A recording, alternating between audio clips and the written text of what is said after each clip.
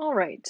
In this video, we're going to learn how to do a vignette on a photo using a mask, a layer mask.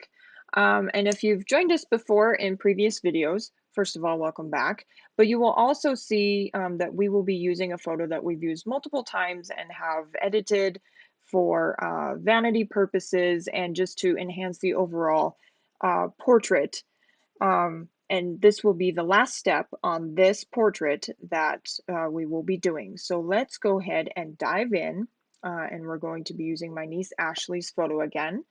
And I'm going to do a adjustment layer mask. You can do the little half moon looking symbol there. And I'm going to do levels uh, because that to me is just the easiest thing.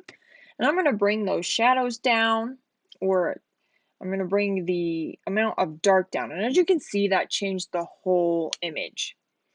And remember that white reveals, black conceals.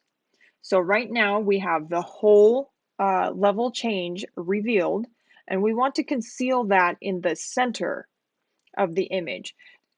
And that's what's going to give us our vignette look, to have the level change uh, concealed into the center and then revealed on the outside edges. So I'm going to go over to my tool panel and choose my gradient tool, and I'm going to be on the radial gradient tool, and I'm going to double click on the adjustment bar, and that looks pretty good. And I'm going to click OK. And I'm going to click in the middle, drag out, and hold it, and then let go. And as you can see, the center lit up a little bit, and the outside edge stayed dark. And I'm going to do it again, and you saw a little bit more of a change, and that actually looks not too bad, but I'm not quite feeling it. That, that's okay, actually, but I think I'm gonna adjust, I think I want to adjust the gradient just a little bit. So I'm going to take my levels up, and we're going to actually, I'll show you the reverse, because you can also do this in reverse where the outside edges are lighter than the inside edges, but it's the same concept, but that does not look all that great. Yeah, not liking that, because that makes the background pop as if the background is the subject of the photo instead of actually being the subject of the photo. So I'm going to change that back to doing the dark on the outside, but before I do, I'm going to go up and adjust how my gradient is working. So I'm going to double click on the gradient setting there, and I'm going to click on this slider and move the black a little bit more, so the outside, so there, it's just a little bit more dramatic. So I'm going to click and drag, and there we go. With that change, it's a little bit more dramatic on when the dark is going to um, take in effect.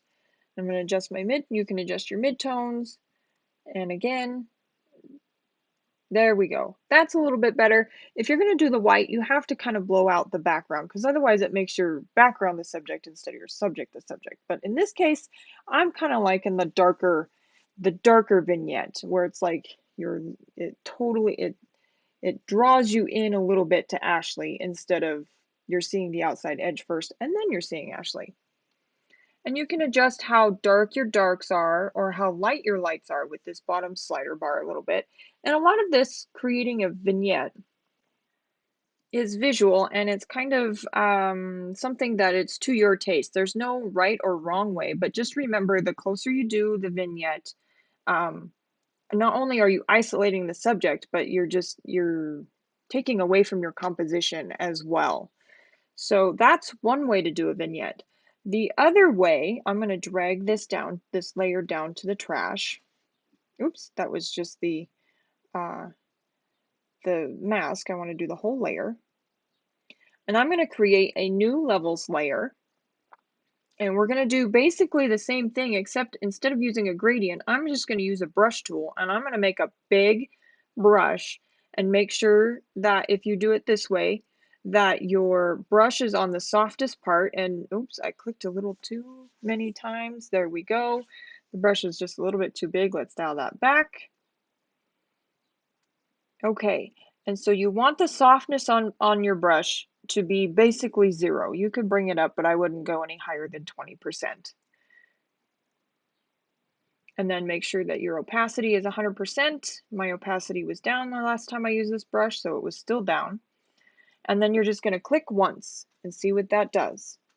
And it didn't do as much, so I'm going to click and hold and drag to make that back circle a little bit much. And what I'm looking at is right there. And to get to this screen, I just pressed Alt on my keyboard and then clicked on the mask.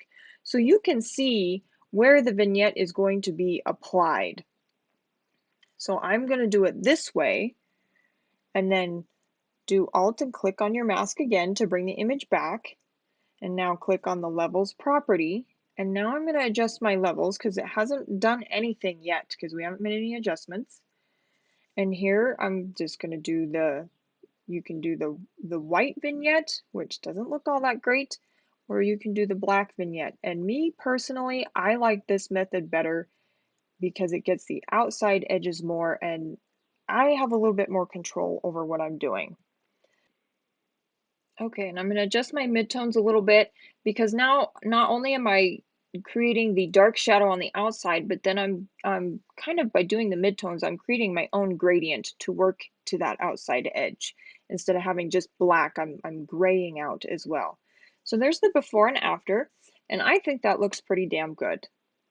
So here is the final product of this photo that we have been editing for multiple photos now. We've done some vanity retouching, we've done vignetting, we've done added a little bit of makeup, if you will, adjusted the highlights and the shadows so that the face could pop. And that's about it for this portrait.